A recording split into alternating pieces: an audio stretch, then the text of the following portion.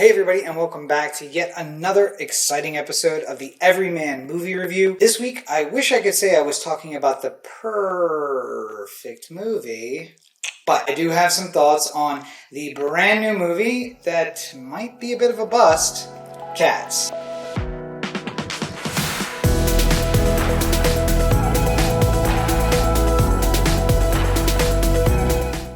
So right off the top here, I want to say a big thank you. If you are following on Instagram, which you absolutely should, Everyman Movie Reviews now has an Instagram account.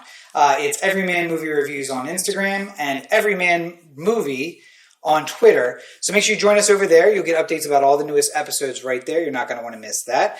But I said a big thank you on Instagram, and I want to say it here again. Thanks to the support of our patrons over at Patreon and the love of my family and friends, and of course, the support, eternal support of my girlfriend Roxanne. I now have some great new equipment, so I don't have to basically hang out at work to get access to a green screen. Oh, behind the scenes secret, guys, I shoot in front of a green screen. I don't actually have access to a movie theater that I can shoot in. Now that I have a green screen, I can shoot it in home, and I got a light kit on the way. We're going to be able to do these reviews fast and furious and get them out even easier, and I'm super excited for that. Keep track in the future. We're going to be doing a lot more reviews and a lot more frequently, and it'll be a lot easier thanks to everyone who supports the Everyman Movie Reviews and all the other work that I do. So a big thank you to all of you. I really appreciate it. So let's talk about the review of the week, Cats. Now, I just saw Cats last night, and I want to say that I went into it excited, but I didn't, honestly. When it comes down to it, all of the reviews that I've been seeing and all the comments I've been seeing have been pretty negative. I know a lot of those people are not theater lovers, maybe the way that I am. I would say that I am a huge lover of the theater, and I especially love theater coming to the big screen. Les Mis was one of my favorite movies of the year. Even though a lot of people said it was poorly done, I just enjoyed seeing my favorite stage production on the big screen. Truth be told, I had never actually seen Cats in a Broadway performance of it, or an off-Broadway even performance. I'd seen some local performances of it, which were apparently allowed for a little while, but the Andrew Lloyd Webber play had kind of escaped me in its true form by some professional actors. Speaking of Mr. Webber, let's go right in and get into the pleasantries, shall we? Cats was directed by Tom Hooper. It is based on a poetry collection by T.S. Eliot, which will come into play in a little bit. We can get into that. But that poetry collection is called Old Possum's Book of Practical Cats. That was, of course, turned into the stage production by Andrew Lloyd Webber, and subsequently turned into this screenplay by Lee Hall and Tom Hooper. I'm going to apologize in advance because these cats had some insane names. If you've ever seen a stage production, you're going to know about it. So I'm actually going to read the cast list because I don't want to leave anyone out, and I also don't want to spend 4 hours trying to get the cast names down. Forgive me, if you will. The cast is a mix of old and new faces. The star, Victoria, is Francesca Hayward. And Francesca is actually a ballet dancer. She's not an actress, but I think she did an admirable job in the performance, as we're going to talk about in a bit. Cats is probably most notably starring Taylor Swift as Bombalurina and Rebel Wilson as Jenny Anydots. But they are joined by Laurie Davidson as Mr. Mistopheles, Robbie Fairchild as Munkastrap, Idris Elba as Macavity, which, again, a fantastic performance. I can't talk enough about Idris Elba and how much I love his acting, but once again, he showed up, and I really enjoyed it. James Corden shows up as Bustopher Jones, Dame Judi Dench, in the Cats movie as Old Deuteronomy, Jennifer Hudson as Grisabella, Jason Derulo as Rum Tum Tugger, who is probably the most well-known of all the Cats characters, but actually plays a much smaller role than I remembered. And of course, there's a huge cast of a bunch of people, both dancers and actors playing Cats, but I would be remiss if I didn't mention my favorite, and that's Ian McKellen, Sir Ian McKellen, as Gus/Asparagus, the theater cat. Now, I want to take a moment just to talk about kind of the things I loved and the things I didn't love. No spoilers here. We will get into that in just a moment. Ian McKellen's performance in this was magical.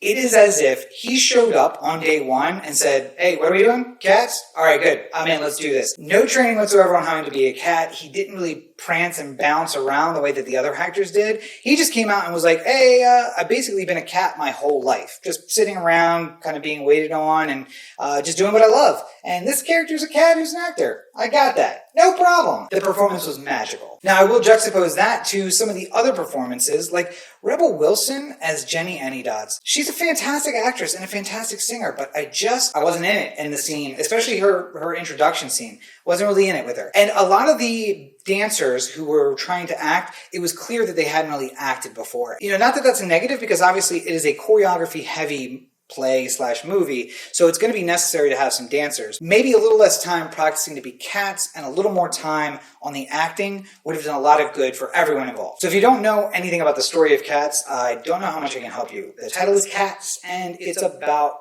cats. Surprise!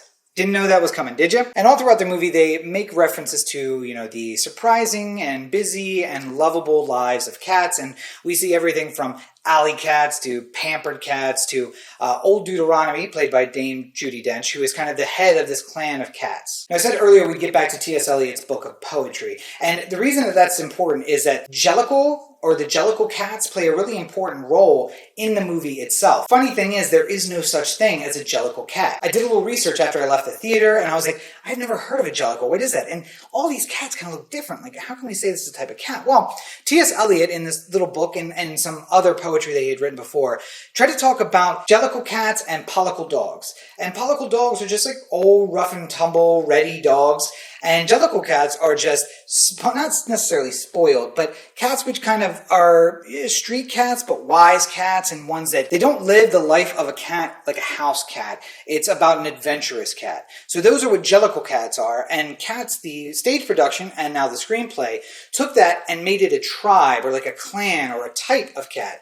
But it's not really that. It's really a lifestyle that these cats have embraced. Now, we're introduced to this clan because Victoria, the protagonist of the story, is dumped by her owners onto the street. Tragedy, no cat should be so unloved, and she's greeted by all of the street cats in this little alleyway and comes to learn about the Jellicle cats and their clan and something called the Jellicle Ball. She has just been dumped, so of course she's looking for any way she can get back to her old life or to something similar, and the cats sing and dance and talk about the Jellicle Ball and how one cat is going to be chosen, and that cat is going to be moved on to a better life. Whatever cat is chosen as the winner, the most Jellicle, the Jellicleist, whatever it might be. But yes, that cat is going to move on to a better life. So this appeals, of course, to Victoria, and this is her new surroundings, right? And the movie all starts out with the fact that she is very scared. She's been a pampered cat, and now she's living in the street, and that's got to be a really scary life for anyone. It's one of those things. I live in Los Angeles, and we have a huge homeless population problem,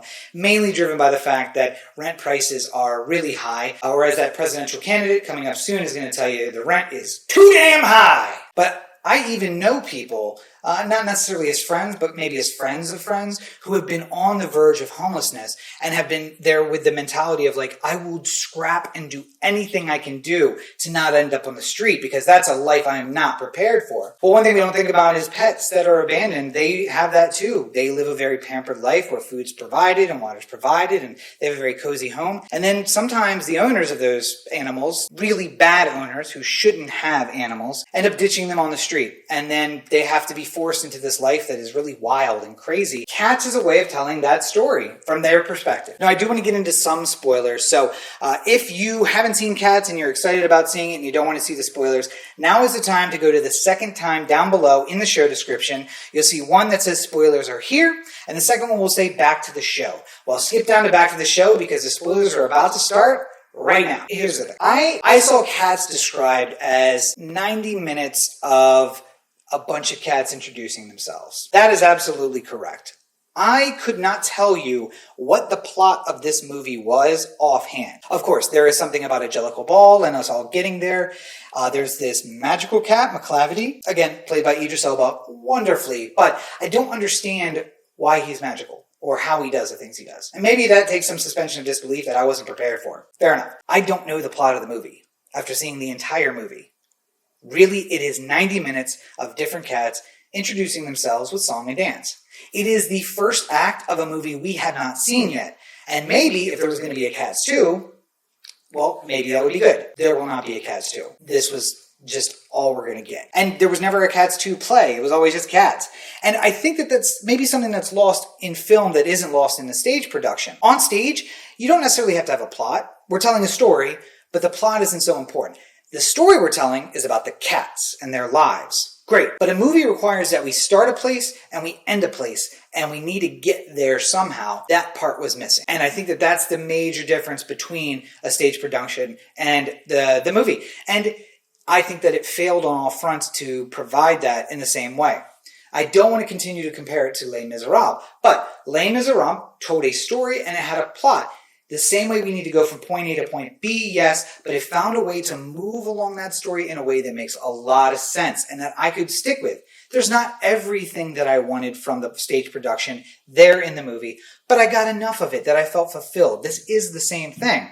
Fantastic. I think another reason that it's not doing so well is one thing you really want from a film version of a stage production is there are a lot of moments when you're sitting in the audience, especially if you're up in the mezzanine where I usually sit, and you're taking in a play, and you'd say to yourself, I just wish I could get a little closer to this scene. Well, a great way to do that is by making a film out of it. Right? Like, it allows us to come into the scene a little closer and take it in.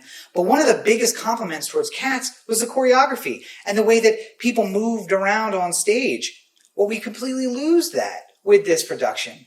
This film just says, hey, we're going to zoom in on everything. You don't get to really see anything except for what's in the background. I would have liked far more of wide-angle shots where we get to see the whole stage. I don't need to be up in the cats' faces. Listen, the 3D, the computer animation cats were what they were.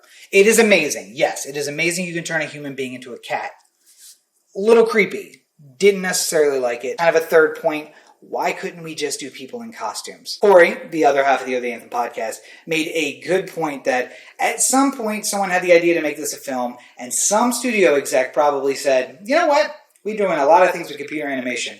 Let's make them cats. No costumes. They're actually cats. And that idea stuck. And that may have been the last point at which the studio actually interfered with the production. And maybe they should have a little bit more. Nonetheless. But yeah, I guess let's just follow on that sidebar for a moment. The cats were creepy. There's something called the Uncanny Valley. I've talked about it before on this program, this review show, and the cats are in the Uncanny Valley. Now, it's not computer generated as in the characters themselves. There are real people playing them, but the fact that there is a human face on a cat, that some of the cats have breasts, which is weird to me. Cats don't have that. They're cats, and both male and female cats could have been portrayed the same. They weren't. It was a little weird for me. On that aspect. And I just would have much rather preferred the stage production style. People in costumes, I get it, they're cats. They got a tail. And listen, if you want to computer generate the tail so that it can move and go around, and at one point Rebel Wilson's using it as a microphone, great. Do that after the fact. But put them in just the plain leotards and costumes and make them cats that way with the face makeup maybe, which I think they did do. It was hard to tell where the computer generation started and where the makeup ended, but there was some makeup, clearly. Do that instead. That's really what I want. And kind of what I hinted to before as well. It could have used someone from the studio maybe giving some notes. Now, I say that maybe this was exactly what the studio wanted. I would hope not. In the end, they either gave the director too much freedom or they gave him too many notes, and this is what we ended up with. It wasn't the ideal of what I would like. And getting back to the perspective shots, one thing I think that Les Mis did really well, the film version of the stage production, is that it continued to have those wide moments. Do You Hear the People Sing was done on a big stage, and it was the entirety of the plaza, and yes, the actors were there, but they were moving through the scene, and we got the wide angle shots. But then there were some times when I wanted to be up close. Empty chairs and empty tables. I want to see his face as he looks around to the empty chairs around him. And that's really hard when you're going to see the stage production. The big numbers are great. The small numbers are very hard because you feel very far away from it. And another thing that I really loved about that is, the stage production does this rotating barricades thing where you see everything from one side of the barricades and it rotates and now you're on the other. And the thing we can do with film is we can show both kind of at the same time or back and forth between the two. And I think they did an excellent job of that. Cats, again, didn't really do a great job of that. I mean, here's one thing. The perspective changed a lot. At one point, Jenny Anydots, who's Rebel Wilson's character, was nearly as big as a cabinet.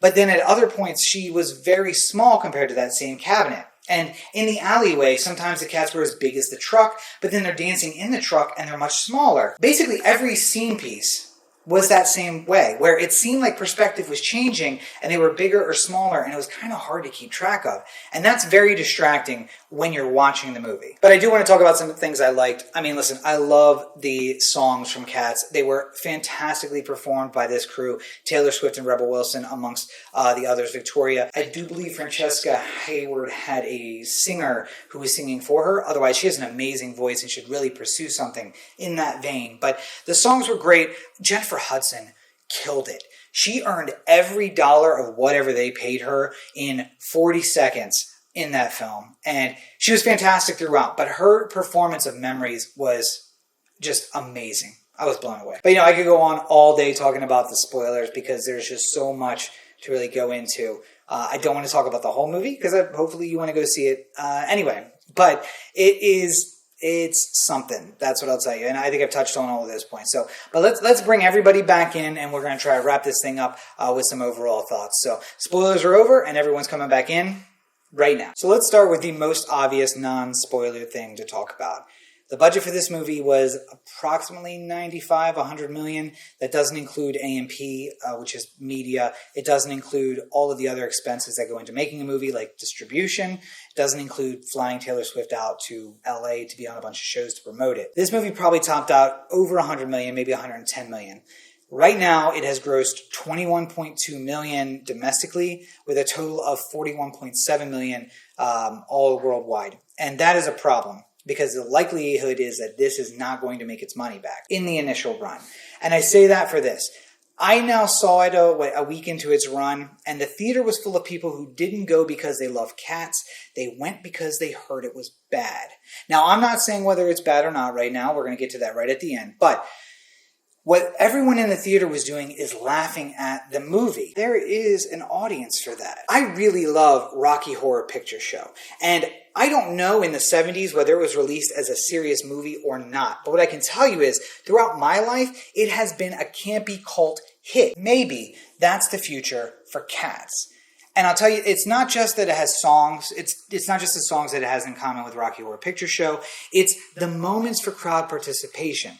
There are a bunch of times where things happen and there's a pause, and there was laughter in the theater. A lot of Ian McKellen stuff, which I think was intentionally funny, people laughed at. But then there was a lot of unintentional stuff that people were just laughing at because I guess they thought it was bad or they were looking for things to laugh at. It matters a lot when you go into a movie thinking it's going to be a comedy or a drama. And one of the things that Netflix has kind of taken from us is it's hard to say going in what exactly something's going to be. You can watch the trailer, yes, and that kind of gives you a tone. And maybe the first few moments of the film let us know. But if you went in truly blind to a movie knowing nothing about it, you don't experience the first 5 or 10 minutes the same way you would as if you knew, hey, this is a thriller, it's a mystery, this is a comedy, it's a drama, it's a romantic comedy. Because that sets the tone for how you take the things. Should I be laughing at this, or is this something that is going to be more serious down the road? And I think people went in now saying, Cats is a comedy, I'm going to treat it as a comedy, and they found things to laugh at. Rocky Horror may have been the same thing. Again, I don't know what its initial run was put out as. I would like to think it was probably done as a musical drama, and therefore it was meant to be serious, but it was so good and so funny that it turned into that culty, campy hit, and I think Cats can do the same thing. So I think that it's a little early to say it didn't make its money back. It may just take 30, 40, 50 years to get to the point that it makes its money back. I know Rocky Horror has actually made its money back after the fact. There are no DVD sales now, but it can be on streaming.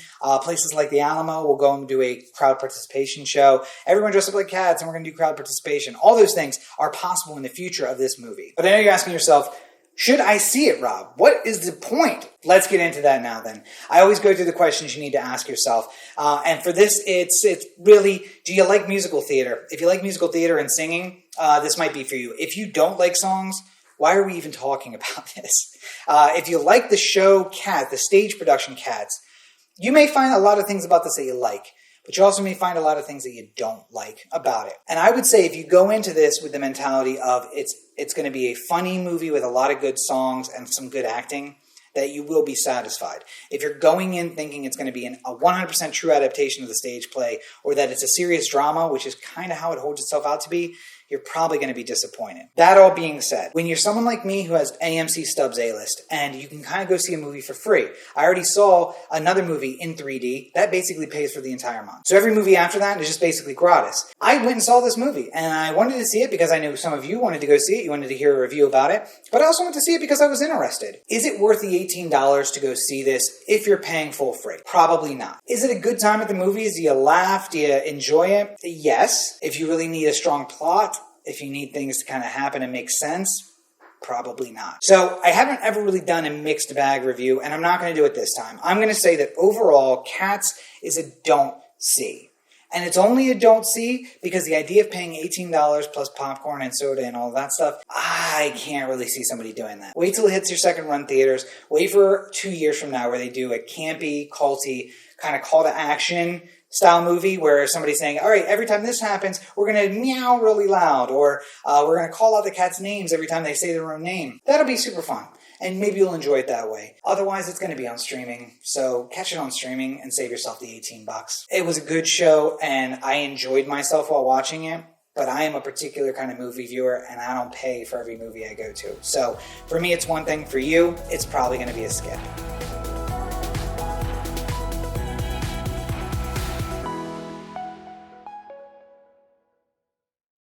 Well, there you have it. Another episode of the Everyman Movie Reviews in the books. I want to thank everyone for joining me, as you always do. It's amazing to see all the support that I'm getting for both the podcast and the video forms of these reviews. Right off the top, I want to say a huge thank you to my supporters on Patreon. I could not do this without you. I have a bunch of new equipment. I have even more ordered and on the way, and that is due large in part to my supporters on Patreon. And whether it's just $1 a month or even more significant donations, I appreciate every single one, and I want you to know thank you for everything that you do.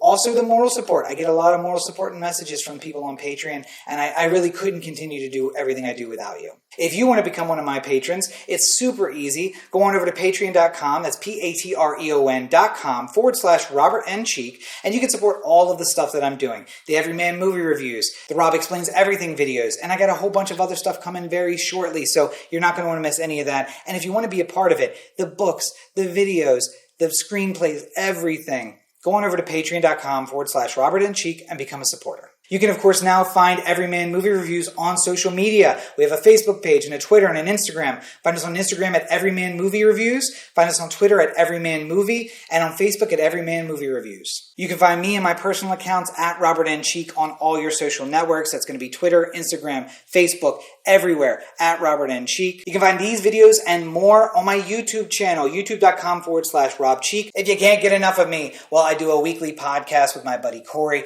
You can find that at O The Anthem.com, and of course you can find it in podcast form on any of your favorite podcatchers, but most importantly at anchor.fm/O The Anthem. You can also find it at youtube.com/O The Anthem for the video, and we record every episode live weekly, sometime between Saturday and Monday. If you follow us on social media at O The Anthem everywhere, you'll get a notification. We're live on Twitter, Facebook, Twitch, and YouTube, all together at the same time. So come in and join us for the live recording, and then check out the episode on Tuesday. New episodes of this show are every Thursday, and then one in between. Usually it's going to be Sunday, but I can't promise anything, especially recently. So make sure you are checking it out. You can find it anchor.fm/Everyman Movie Reviews. That's where you can find the podcast version of it. And if you're listening to the podcast, make sure you check out anchor.fm/Everyman Movie Reviews /message, where you can send me a message and let me know what you think. If you're watching on YouTube, that's youtube.com/Rob Cheek. It's the Everyman Movie Reviews playlist. Again, new episodes on both will be available on Thursdays. I didn't get to all the Christmas movies that I wanted to for the 12 days of Christmas, but I saw the movies, I'm going to do the reviews, so now you guys are getting a little bit of Christmas in January as I wrap up those reviews and put those out for you, so keep an eye out for those bonus episodes as well. Thank you, as always, for all your support, for checking out the video. Make sure you check out robertncheek.com, where you can find all of this and more. New episodes of Rob Explains Everything coming soon. New short videos coming soon. A vlog for my trip home coming soon. All of that. Keep an eye out on YouTube and on all over social media. So thank you for joining me, and as always, until next time, have a great week, everybody.